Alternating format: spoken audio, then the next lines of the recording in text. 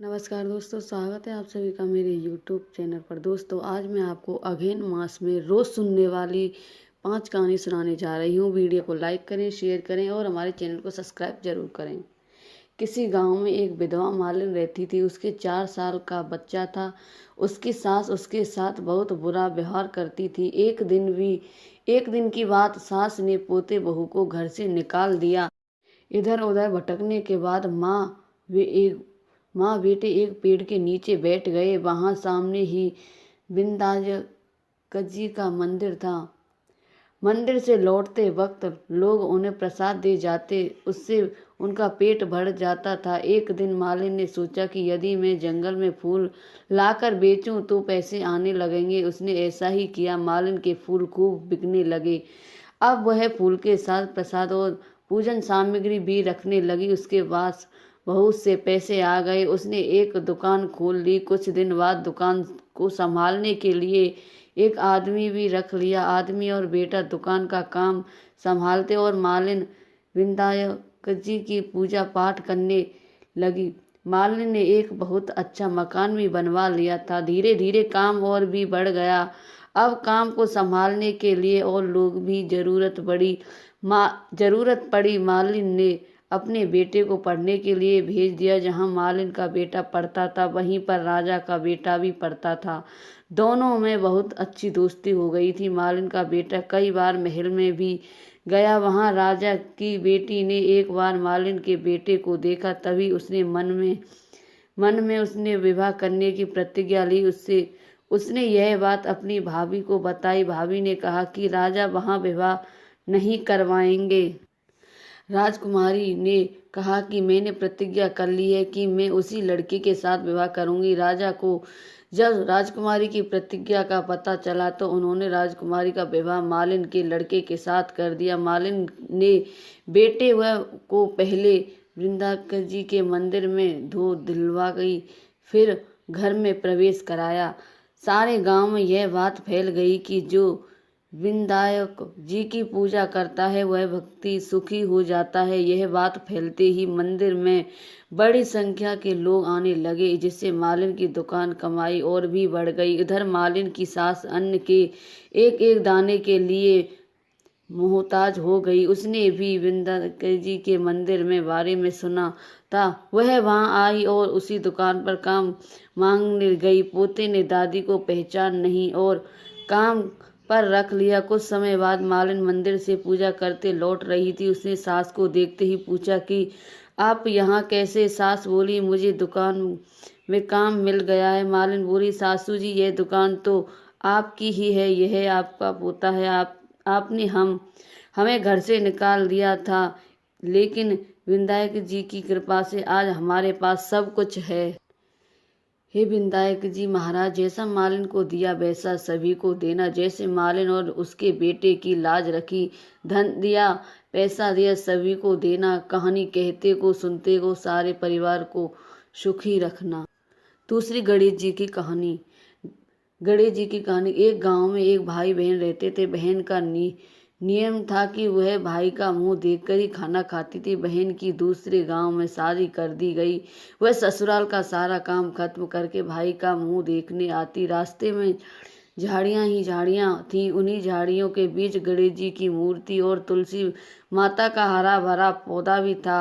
वह रास्ते भर कहती जाती थी, भगवान मुझे अगर सुहाग और अमर पियरवा देना। झाड़ियां के कारण कई बार उसके पैर में कांटा भी चुभ गया था। एक दिन उसके पैरों से खून निकल रहा था। वह भाई का मुंह देखकर भाभी के पास बैठी। भाभी ने नंद से पूछा कि आपके पैरों में ये क्या हो गया? तब बहन बोली कि रास्ते में झाड़ी में से मेरे पैर में कांटा चुभ गया। भाभी ने अपने पति से कहा कि आप मेरी बहन रोजाना आपका चेहरा देखकर खाना खाती है, वो जिससे रास्ते से आती है, वह झाड़ियाँ के कारण उसके पैर में कांटा चुभ गया। आप वहां का रास्ता साफ करवा दो। भाई ने कुल्हाड़ी लेकर सारा रास्ता साफ कर दिया। रास्ते में से विनायक जी तुलसी माता को भी हटा दिया। उसने भगवान नाराज हो गए और उसे हमेशा के लिए नींद में सोता हुआ छोड़ दिया।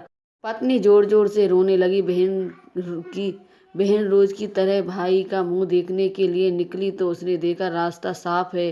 उसने देखा कि विनायक जी की मूर्ति भी यथास्थान नहीं है और तुलसी माता का पौधा भी उखाड़ दिया गया। उसने विनायक जी की मूर्ति को स्थापित किया और तुलसी माता को पौधा को लगाया। वह भगवान के पैर पकड़कर बोली, हे भगवान, अमर सुहाग देना, अमर पीहरवा सा देना। इधर कहकर वह आगे चलने लगी। इतने में ही आकाशवाणी हुई। भगवान ने कहा कि बेटी, खिजड़ी के पेड़ की 7 पत्तियां ले जाकर उन्हें कच्चे दूध में घोलकर तेरे भाई को चींटे मारने से उठ जाएगा। यह बात सुनकर वह दौड़ती हुई अपने भाई के घर आई। उसने की भाभी रो रही थी। वह दूध से भरा बर्तन लाई और उसने खिचड़ी की पत्ती धोली। इस दूध से छींटे मारते हुए भाई उठ गया। भाई ने उठते ही बहन से कहा कि इस बार तो मुझे बहुत गहरी नींद आ गई। बहन ने कहा कि ऐसी नींद किसी को भी नहीं आए। बहन ने भाई से कहा कि भैया, आपने रास्ता साफ किया तो विनायक जी की मूर्ति भी उखाड़ दी थी। जब मैं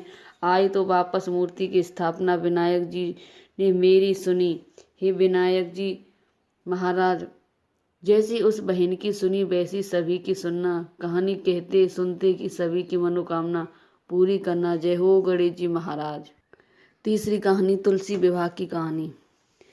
बताया जाता है कि प्राचीन समय में एक परिवार में नंद भाभी रहती थी और नंद का विवाह अभी नहीं हुआ था। उसके घर में तुलसी का पौधा था और नंद उसकी बहुत मन से सेवा करती थी, मगर उसकी भाभी को उसका ऐसा करना जरा भी पसंद नहीं आता था और कई बार वो गुस्से में अपनी नंद से कह दिया करती थी कि जब तेरा विवाह हो गया मैं तुझे तुलसी ही खाने को दूंगी और दहेज में भी तुलसी ही दूंगी।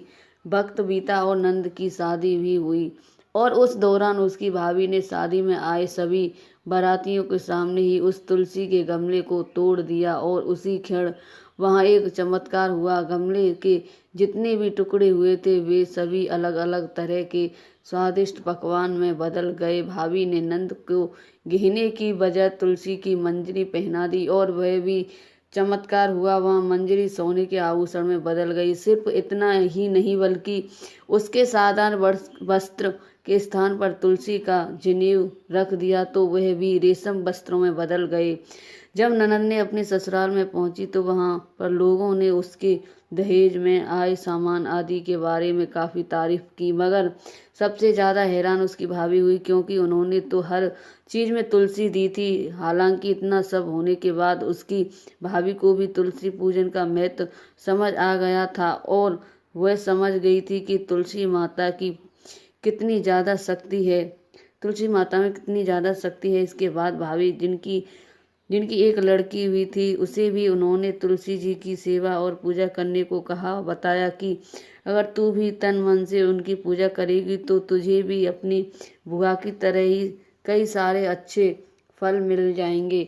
मगर लड़की दूसरे आचरण की थी और तुलसी की सेवा करने का उसे कभी मन नहीं करता। फिर जब लड़की की शादी का वक्त आया तो भाभी यानी कि लड़की की माँ ने एक बार फिर से वही सब करने की सोची जो उसने अपने नंद के विवाह के दौरान किया था। उसने झट से तुलसी माता का गमला उठाया और वहीं सभी बारातियों के सामने फोड़ दिया, मगर इस बार पिछली बार की तरह कुछ भी नहीं हुआ और हर तरफ बस मिट्टी ही मिट्टी बिखर गई। उसे लगा कोई गलती हो गई है।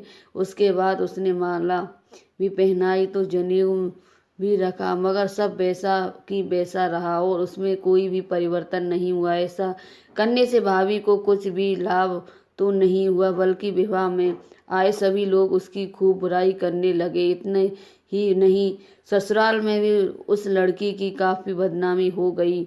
इस घटना के बाद भाभी काफी दुखी हुई और देश में वो अपनी नंद को भी कभी घर नहीं बुलाती थी। फिर एक बार उसके भाई ने सोचा मैं ही बहन से मिल आऊं। फिर जब उसने अपनी बहन से मिलने की बात अपनी पत्नी को बताई तो भाभी ने थैले में ज्वार भरकर कहा, उसके अलावा तो घर में और कुछ भी नहीं है, यही ले जाओ। भाई दुखी मन से वही लेकर चल दिया, मगर रास्ते भर उसके दिमाग में यही बात चलती रही कि भला कोई भाई अपनी बहन से मिलने जाता है तो ज्वार लेकर जाता है क्या? फिर जब वह अपनी बहन के घर के समीप पहुंचा तो उसने एक गौशाला में गाय के सामने ज्वार का थैला उलट दिया। यह देखकर गोपालक ने कहा, हे भाई, गाय के आगे तुम इतनी कीमती सोना मोती क्यों डाल रहे हो? तब भाई ने उसको सारी बात बताई और फिर वो सब सोना मोती लेकर खुशी खुशी अपनी बहन के घर गया। उपहार पाकर उसकी बहन भी बेहद खुश हुई। बोलो तुलसी माता की जय। अब मैं आपको एक पोपा भाई की कहानी सुनाने जा रही हूँ। किसी गांव में एक भाई बहन रहते थे। भाई की शादी हो गई थी, लेकिन उसकी बहन की भी शादी नहीं हुई थी। बहन का नाम पोपा बाई था। पोपा बाई हमेशा व्रत और नियम करती थी। एक दिन उसके भाई भाभी ने उसे शादी के लिए कहा, तब उसने शादी के लिए मना कर दिया। उसने अपने भाई भाभी से कहा, मेरे रहने के लिए गांव के बाहर एक झोपड़ी बनवा दो, मैं उसी में रहकर अपना जीवन व्यतीत कर लूंगी। गांव के सभी लोगों से कहा, हे गांव वालों, आप लोग अपने अपने गाय बछड़े को मेरे झोपड़े के पास घास चरने के लिए छोड़ दिया करो।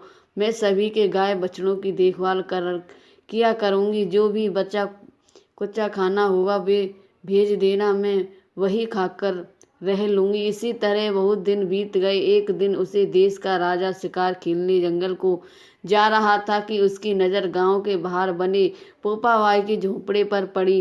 राजा झोपड़े के पास जाकर आवाज़ लगाने लगा, यहाँ कौन रहता है, यहाँ कौन रहता है? जब कोई भी उत्तर नहीं मिला तो झोपड़े के दरवाजे को खटकाने लगा। खटकाने की आवाज़ सुनकर पोपा बाई ने अंदर से ही पूछा, बाहर कौन है, बाहर कौन है? दरवाज़ा क्यों खटका रहे हो? क्या काम है? तब राजा ने उत्तर दिया, मैं इस देश का राजा हूँ, मैं तुम्हारे साथ विवाह करना चाहता हूँ। पोपा बाई ने कहा, अपने महल को लौट जाओ, मैं पराये पुरुष का मुंह नहीं देखती। लेकिन राजा ने उसकी बात पर ध्यान नहीं दिया और बलपूर्वक पोपा बाई को उठा लाया, अपने घोड़े पर बैठाकर महल की ओर चल पड़ा। पोपा बाई ने राजा को श्राप दिया, हे राजा, तेरा राजपाट सब नष्ट हो जाएगा। महल में पहुंचकर राजा ने अपनी रानियों से सारी बात बताई। वे पूरी बात सुनकर रानियों ने राजा से अनुरोध किया कि पोपा बाई को सही सलामत उसकी झोपड़ी में छोड़ आए। रानियों के कहे अनुसार राजा पोपा बाई को उनकी झोपड़ी में छोड़ने चल पड़ा। रास्ते में पाप की नदी आई जिसमें राजा डूब गया। पोपा बाई मृत्यु के बाद धर्मराज के दरबार में पहुंच गई। वहां धर्मराज ने उसे स्वर्ग का राज दिया। किसी गांव के एक सेठ सेठानी की मृत्यु हुई। वे दोनों मृत्यु लोक से स्वर्ग लोक को आए, लेकिन स्वर्ग के दरवाजा बंद पड़ा था। उन दोनों ने धर्मराज जी से स्वर्ग का द्वार खोलने के लिए विनती की। तब धर्मराज ने कहा, इस पर पोपा बाई का राज है। सेठ सेठानी ने कहा, हम पोपा बाई को नहीं जानते। तब धर्मराज ने कहा कि मैं तुम दोनों को 7 दिन के लिए मृत्यु लोक में भेजता हूँ। वहां जाकर आप खोपरा से राई भरकर 5 कपड़ा ऊपर रखकर कहानी सुनना और उद्यापन करना और इस प्रकार कहना, राज में पोपा बाई का लेखा लेगी राई राई का। बोलो पोपा बाई की जय।